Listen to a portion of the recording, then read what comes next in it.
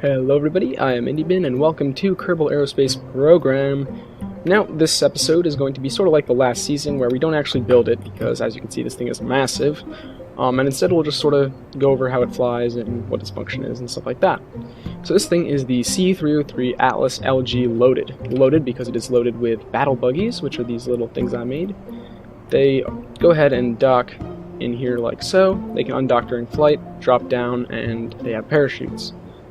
And they're also pretty well armored. They've got a 50 cal machine gun on top, so they're great for anti-air in that respect. And they can do decent damage against some other land vehicles. Now, it can drop these during flight, as I said, and that is pretty cool. That's sort of what makes this thing unique. Also, the fact that it has 3 of these large cargo bays makes it great for lifting a lot of stuff.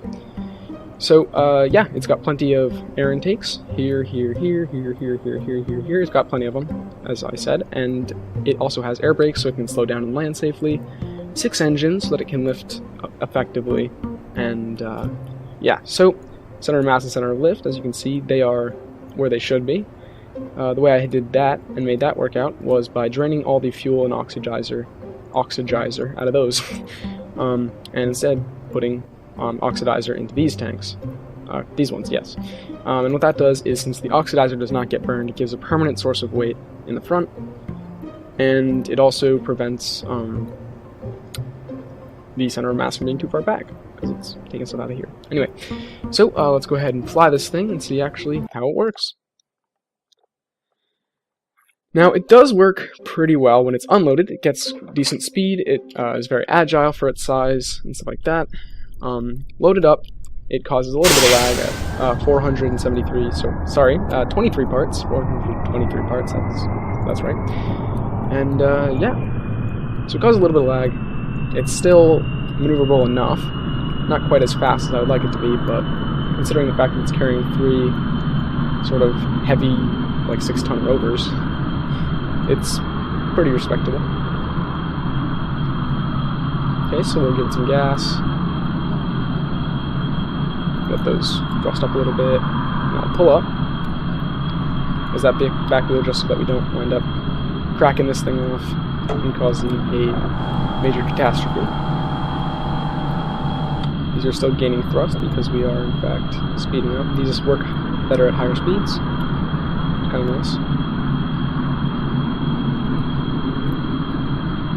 So once we get to a nice altitude, we can turn around and drop these things over the KSC, my bad, and just demonstrate how that works.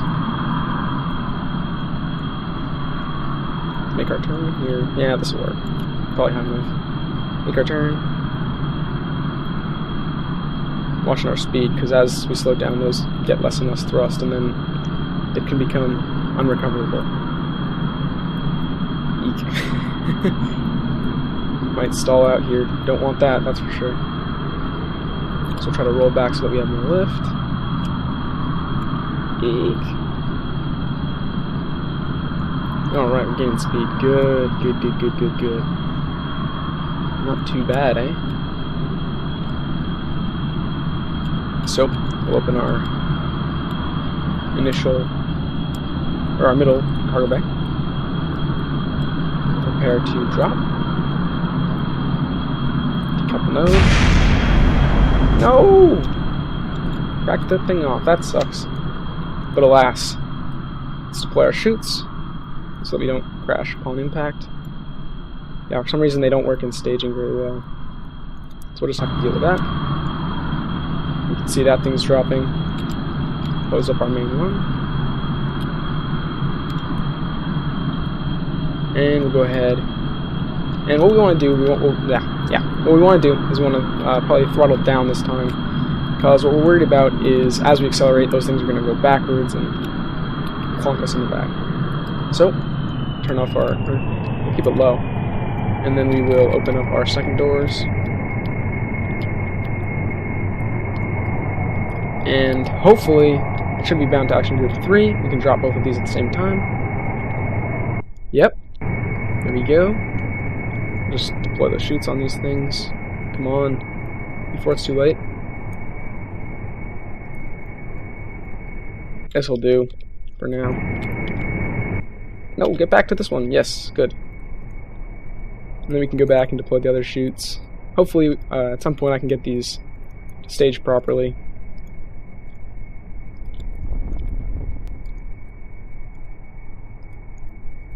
And we're golden. So we'll close these, and hopefully I can show you guys how it flies unloaded.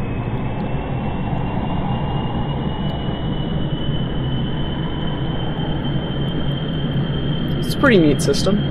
It's great because if you were in like a fight, you'd be able to call in one of these things, get 3 little battle buggies dropped off. Those things could hopefully help you out with sort of overwhelming the enemy with their part count and then making them lag and die. No. But they do have the machine guns, which is nice. They can be deployed quickly in case there's like an enemy fighter coming, or enemy bombers or whatever, sort of aircraft, and just drop them off. They can go to where they're needed and shoot them down. Just passing them by right here. Let's actually bring this thing in for a landing. Hopefully this will not goof up or whatever. Throttle down a little bit. Hit the brakes just a tad. Oh, what? No. Go away. Okay. The brakes. I like air brakes. They're super useful. Really get you out of a jam when you're going too fast.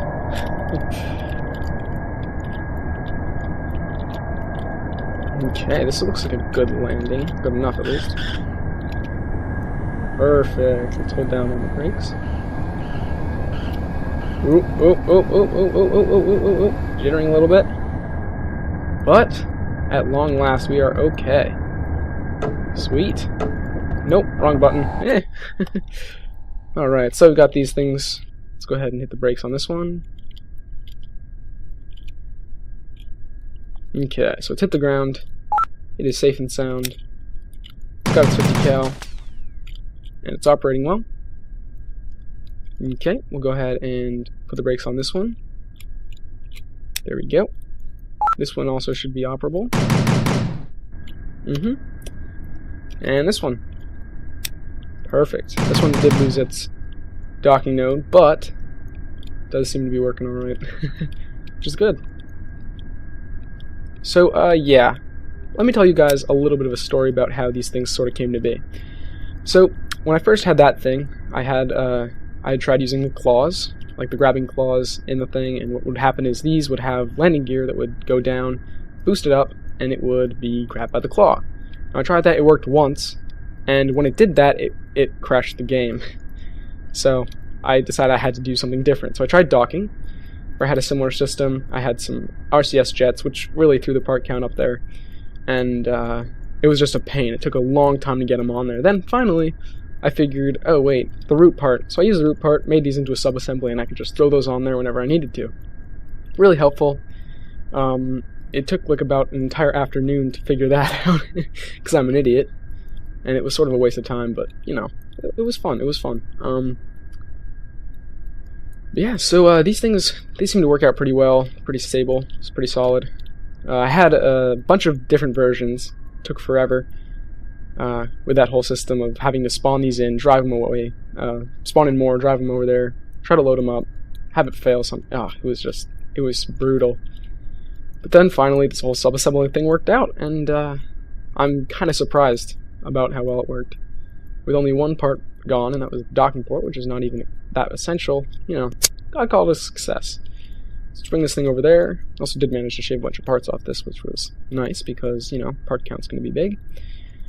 Anyway, and I think it's time for sort of an announcement kind of thing. Basically, me and my friend, we're thinking we're going to have sort of a KSP war, where it's going to be my designs versus his designs. We'll each sort of have a base somewhere on Kerbin. We'll probably be playing it on my computer, but it's going to be really cool. Hopefully we'll have sort of battles set up and just have stuff going at each other. Big epic battles with KSP. It'll be a blast. So no guarantees that that's going to happen, but it should, and it probably will. Expect that around maybe early to midsummer. And yeah, so tell me what you guys think. Don't forget to leave a like, maybe even subscribe, helps me out a whole lot. And if you want to see more, just let me know in the comments. Anyway, I've been IndieBin, and I hope you enjoyed this episode. See you next time.